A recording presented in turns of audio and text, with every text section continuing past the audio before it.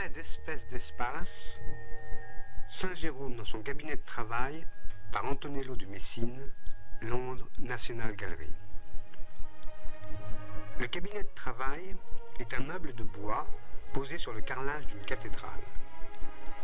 Il repose sur une estrade à laquelle on accède par 3 marches et comprend principalement 6 casiers chargés de livres et de divers objets, surtout des boîtes et un vase, et un plan de travail dont la partie plane supporte 2 livres, un encrier et une plume, et la partie inclinée, le livre que le saint est en train de lire.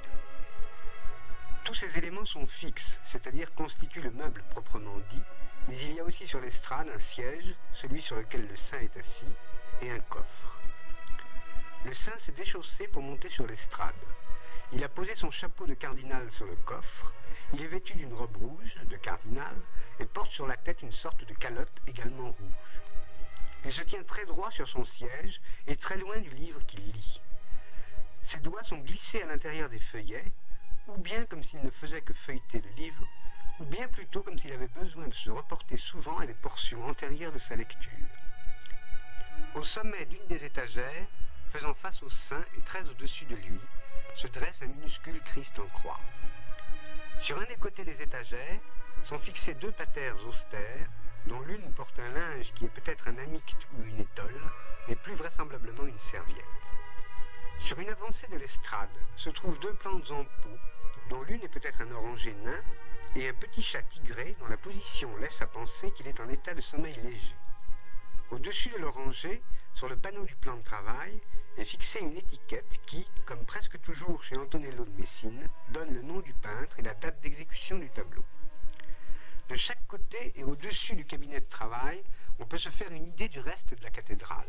Elle est vide, à l'exception d'un lion qui, sur la droite, d'une patte en l'air, semble hésiter à venir déranger le saint dans son travail. 7 oiseaux apparaissent dans l'encadrement des hautes et étroites fenêtres du haut. Par les fenêtres du bas, on peut voir un paysage doucement accidenté, un cyprès, des oliviers, un château, une rivière avec 2 personnages qui canotent et 3 pêcheurs. L'ensemble est vu d'une vaste ouverture en ogive, sur l'appui de laquelle un paon et un tout jeune oiseau de proie posent complaisamment à côté d'une magnifique bassine de cuivre. L'espace tout entier s'organise autour de ce meuble, et le meuble tout entier s'organise autour du livre.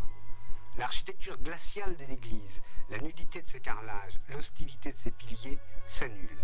Ses perspectives et ses verticales cessent de délimiter le seul lieu d'une foi ineffable. Elles ne sont plus là que pour donner au meuble son échelle, lui permettre de s'inscrire. Au centre de l'inhabitable, le meuble définit un espace domestiqué que les chats, les livres et les hommes habitent avec sérénité.